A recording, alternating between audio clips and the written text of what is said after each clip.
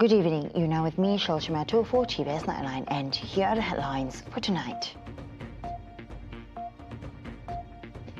Sarawak Premier Datuk Tinggi Tan Sri Abang Johari Tunapeng concludes official working visit to Australia. Sarawak, Sabah and Penang have agreed to co-host the 2027 SEA Games with Kuala Lumpur, the total budget estimated at 700 million ringgit. Taiwan welcomes joining hands with Sarawak in efforts to spur the tourism and airline sector.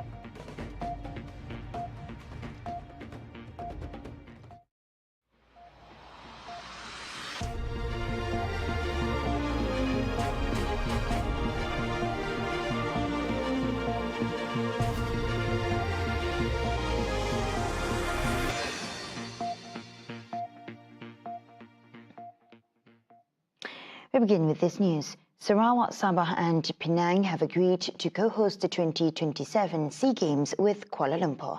Youth and Sports Minister Hannah Yeoh stated that these states have also agreed to share the cost, with a total budget estimated at 700 million ringgit. Hannah announced that Sarawak has committed to covering 50% of the costs, amounting to over 300 million ringgit. Sabah will contribute 100 million ringgit and Penang 15 million ringgit.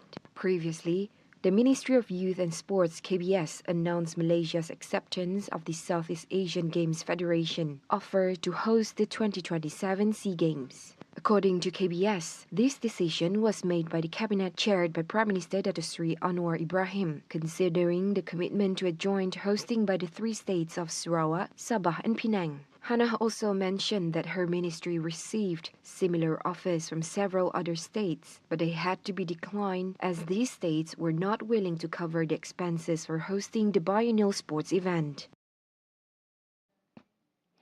Sarawak Premier Datuk Tinggi Tan Sri Abang Johari Tunapeng today concluded his official 5-day work visit to Australia that began on Monday. In his keynote speech at the 2024 Australia-ASEAN Business Forum in Sydney earlier today, Abang Johari also called for close cooperation between Australia and ASEAN nations to spearhead the global green economy transformation. He also described the post-COVID-19 development strategy, or PCDS 2030, as a driver of Sarawak's transformation into a green economy powerhouse in the region. And for more details, we cross over to Razi Ahmad in Sydney. Over to you, Razi. Thank you, Cheryl. As you said, today marks the end of Abang Johari's 5-day official working visit to Australia after arriving in Melbourne on Monday, where he visited the Swinburne University of Technology and the state-of-the-art Swinburne CSIRO Advanced Manufacturing Test Lab. Abang Johari and a Sarawak government delegation comprising the Deputy Minister for Energy and Environmental Sustainability, Datuk Dr. Hazan Hibni, the Sarawak State Secretary, Datuk Amar Abu Bakar Marzuki, and also the Chief Political Secretary to the Sarawak Premier, Fazruddin Abdul Rahman. They flew in to Sydney to attend the Australia-ASEAN Business Forum here, and where Abang Johari was invited as a guest speaker. In his speech, Abang Johari said the post-COVID-19 development strategy PCDS 2030 has spearheaded Sarawak's journey into becoming a green economy powerhouse in the region. According to him, PCDS 2030 has established a strong and sustainable economic foundation, balancing economic growth with environmental sustainability. He said PCDS 2030 also stressed the need for a diversified economy that is driven by data, innovation, inclusivity and sustainability, ensuring Sarawak's progress is visionary and responsible. Take a listen to what Abang Johari says.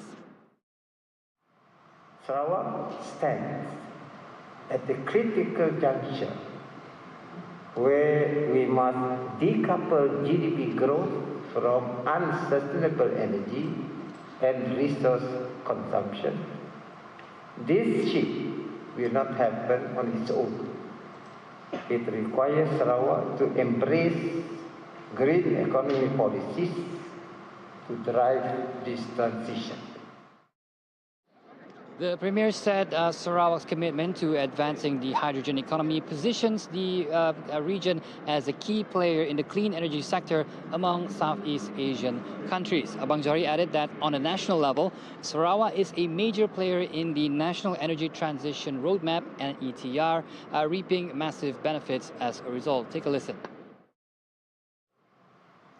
This new and exciting economy opens up numerous opportunities for investment, from developing new technology like electrolyzers and fuel cells to building energy storage systems and integrating use in the transport sectors. Abang Johari said Sarawak is not only pursuing sustainable energy and a green economy, but is also committed to achieving net zero emissions. Meanwhile, Sarawak Premier Dato' Patinggi Tan Sri Abang Johari Tun Openg calls on ASEAN nations and Australia to work together to drive global transformation into the green economy. He highlighted the need for innovation and cooperation in addressing environmental challenges and the future economy. He also cited Sarawak's ongoing efforts to transition fully into a green economy, stressing the importance of regional cooperation to achieve that goal. We cannot do this alone.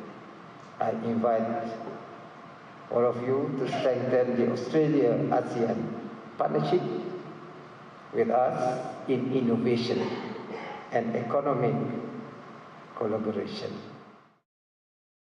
During a press conference after his keynote speech, Abang Johari suggested that Malaysia, as the incoming ASEAN chair, should prioritize strategic actions aimed at reducing greenhouse gas emissions. He expressed confidence that Malaysia's ASEAN chairmanship in 2025 will encourage green energy collaborations between ASEAN and neighboring countries. Dalam hubung ini mungkin ada interaksi di antara ASEAN as a block dengan negara-negara jiran termasuk Australia, mungkin negara di Timur Jauh seperti Korea, Jepun, di mana mesti ada, saya rasa, satu matlamat bersama untuk mengurangkan gas emission. Meanwhile, Abang Johari also touched on the need to find ways to implement policies to support this green mission, including food security and using renewable energy in heavy industries to reduce the carbon footprint. And that's about it, as Abang Johari and the delegation will be flying back home to Kuching first thing tomorrow morning and arriving sometime in the evening. It's been a very productive work week for Abang Johari in my eyes, Cheryl, and I hope that what he and the delegation learned from this trip to Australia can be brought back to Sarawak and benefit the people there, as our Premier always does. But that's all I got for you, Cheryl. It's been a great 5 days in Sydney, and we'll be seeing you back in Kuching soon. Razi Ahmad and videographer Aziz Soleh reporting from Sydney, Australia, signing off. Back to you. All right, thank you, Razi, for the insightful updates from Sydney, Australia, and see you in Kuching soon. Meanwhile, on to the next news.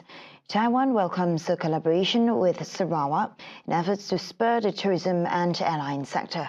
To embark the initiative, Taiwan Tourism Bureau Kuala Lumpur Office Director Cho Shi-Pi suggested for KUCHING-TAIPEI direct flights to ease movements. Sarawak is a new destination for Taiwanese because now still cannot direct flight. So we really wish we have a direct flight from Kuching, maybe from Cebu, can fly to Taipei or to Kaohsiung. I think it's very important since I think the Sarawak have a wonderful forest, the rainforest, right? So I think in Taiwan we also have a wonderful high mountain, we have a beautiful island. So I think we can have a different exchange because we wish invite more Malaysians visit Taiwan. We also want more Taiwanese visit Malaysia because if we have a double way for the airline, I think it's good. She said this after the launch of Zoom Taiwan in Taipei, Taiwan recently. Zoom Taiwan is an initiative program by the Taiwan Tourism Bureau that focuses on promoting Muslim-friendly tourism to attract more Malaysian tourists, particularly those of Islamic faith.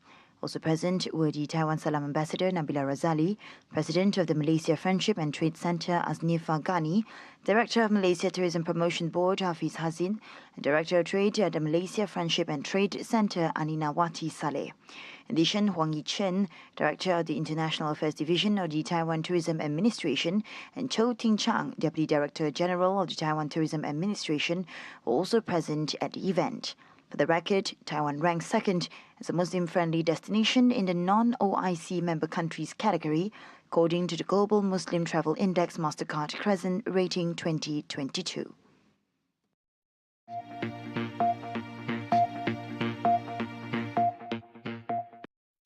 16 September 1963, tarikh Keramat, Sarawak, Borneo Utara dan Tanah Melayu, tiga suara menjadi satu membentuk negara bangsa Malaysia. Apabila kita merujuk kepada perjanjian Malaysia tu, kita kena tahu Global Commission punya report, kita kena tahu IGC punya report, jadi lepas tu baru kita dapat gambaran. Namun perjuangan tidak terhenti, perjanjian Malaysia 1963 terus menjadi panduan.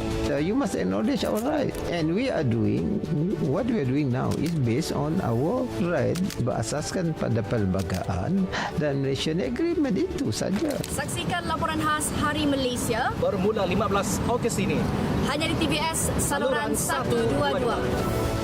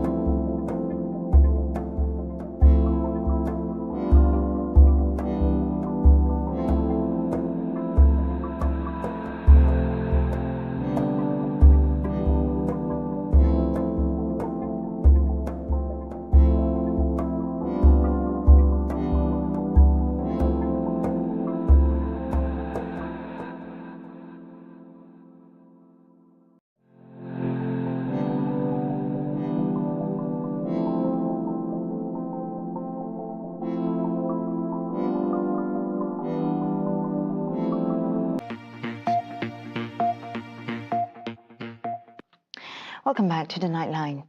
Retirees are advised to design post-retirement life plans based on personal aspirations to fill their time with meaningful activities. Deputy Minister of Economy Dr. Hanifah Hajataib stated that sudden changes in daily routines after retirement can negatively impact mental health, such as depression.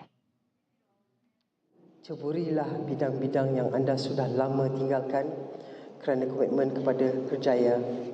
Sebagai contoh, mungkin dapat melibatkan diri dalam bidang perniagaan, meneroka hobi baru seperti perkebunan dan peternakan, upskilling dalam kemahiran lain, menjadi pakar dalam bidang seperti bidang muzik dan sebagainya, asalkan ia memenuhi aspirasi masing-masing. She added that retirees could also continue to share their knowledge and experiences with the community at large, as the cycle of knowledge contributes to creating a practical and well-informed society. She made these remarks during the opening speech at the Excellent Service Award APC and Retirement Ceremony 2024 at the Mocha District Education Office recently. Meanwhile, a total of 84 teachers and educational executive officers received the APC award, while 36 retirees were also celebrated. The Malaysian Anti-Corruption Commission MACC has frozen a total of 36 million ringgit in bank accounts belonging to a gas station operator and 2 enforcement officers in its investigation into a subsidized diesel smuggling syndicate in Cebu, Sarawak. The action was taken following an operation dubbed Op Litter conducted in Cebu last Sunday, which exposed a syndicate involved in misappropriating diesel meant for fishermen's associations and alleged malpractices by enforcement personnel. When contacted, MACC Senior Director, Special Operations Division, Dato' Azmi Kamaruzaman confirmed the freezing of the accounts involving the amount and stated that the case was being investigated under Section 16(b) of the MACC Act 2009. Last Tuesday, a director of an enforcement agency in Kuching, Sarawak, was arrested on suspicion of receiving bribes from a subsidized diesel smuggling syndicate. The male suspect in his 40s was detained at the Sarawak MACC office at 6:20 p.m. and is on remand until September 2. The arrest followed a raid conducted by the MACC's Special Operations Division during op litter at an oil storage depot in Sungai Pitut, Cebu last Sunday. During the raid, the MACC seized 1.6 million litres of diesel and cash amounting to 3.7 million ringgit. The subsidized diesel smuggling syndicate is believed active since 2012. Firefighters in the search and rescue operation for the victim of the sinkhole incident in Jalan Masjid, India last Friday were seen taking turns to enter the Indah Water Consortium IWK sewage treatment plant in Pantai Dalam today. Dressed in PPE complete with oxygen tanks and breathing apparatus, no less than 3 firefighters took turns to enter the plant, with each search round estimated to take an hour. The sewage treatment plant is reported to be as deep as a 5-story building. It is learned that the IWK had already dried the plant in question before the firemen entered to conduct a search at the base of the plant as deep as the 5-story building that stores sewage of residents around the capital. It is also understood that there are various types of dangerous gases in the plant, including hydrogen sulfide gas and methane gas, which are not only poisonous but also flammable. Last Friday, the victim, known as G. Vijaya Lakshmi, 48, went missing after falling into an 8-meter deep sinkhole on Jalan Masjid, India. The victim, who was in the country with a family for travel, was reportedly walking in the area to go to a nearby temple to have breakfast before the incident happened. And in light of the same tragedy on Jalan Masjid, India, Kuala Lumpur, Minister of Women, Family and Community Development, Dr. Sri Nancy Shukri, announced that the ministry is always ready to provide counselling services to the families of the victims. She noted that the ministry had previously offered these services, but the families were not yet ready to accept them. Nancy emphasized that her ministry respects the wishes of the families and remains open to offering their expertise and support when needed. Kami, kementerian kami, nak beri kaunseling pun dia tak bersedia sebab diorang nak ada ketenangan. Sebab sampai sekarang belum dapatkan, jadi mereka tak nak diganggu. Lagipun kita menghormati kehendak mereka supaya mereka ada memikir sendiri bagaimana mereka nak mengambil tindakan. Mereka tidak mahu diganggu dulu, ya. Kalau perlu counselling, kita anytime memang sentiasa bersiap sedia. She was speaking at the opening ceremony of the Child Protection Advocacy Program Child Care at the State Level Terengganu 2024 at Sultan Sulaiman II National School on Thursday. On August 23rd, a 48-year-old woman from Andhra Pradesh, India, named Vijaya Lakshmi went missing after falling into an 8-meter deep hole following a landslide on Jalan Masjid, India, while walking to a nearby temple. The victim was scheduled to return to her home country last Saturday with her family.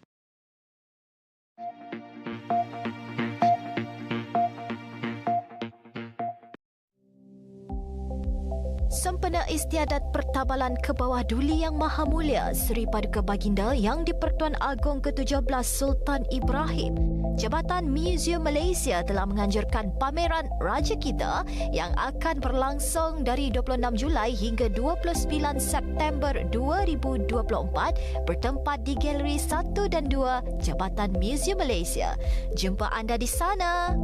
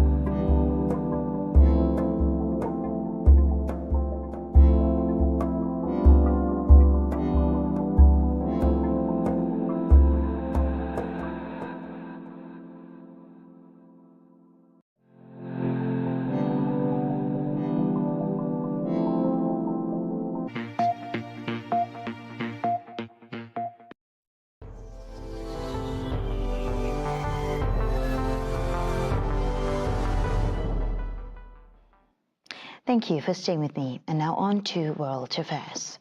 Chinese President Xi Jinping assured White House National Security Advisor Jake Sullivan on Thursday that Beijing remains committed to maintaining strong relations with the United States despite acknowledging the great changes in the global landscape. Sullivan, the first U.S. National Security Advisor to visit China since 2016, met with Xi during the final day of his three-day visit to Beijing, where he also held discussions with Foreign Minister Wang Yi and other senior Chinese officials. 尽管中美两国各自情况和中美关系都发生了很大的变化，但是中方致力于中美关系稳定健康。 On Wednesday, Sullivan and Chinese Foreign Minister Wang discussed plans for the leaders to meet in the coming weeks, including China's increasingly assertive stance on disputed maritime regions. Sullivan reaffirmed the United States' commitment to defend its Indo-Pacific allies. Chinese state media reported that Wang also stated the United States should not use bilateral agreements as a pretext to undermine China's sovereignty and territorial integrity, nor should it support or condone the Philippines' infringing actions. Meanwhile, 3 people were killed and at least 59 were injured during one of the strongest typhoons that hit Japan this week. Typhoon Shanshan packed gusts of up to 252 kilometers per hour as it smashed into Japan's main southern island of Kyushu early Thursday.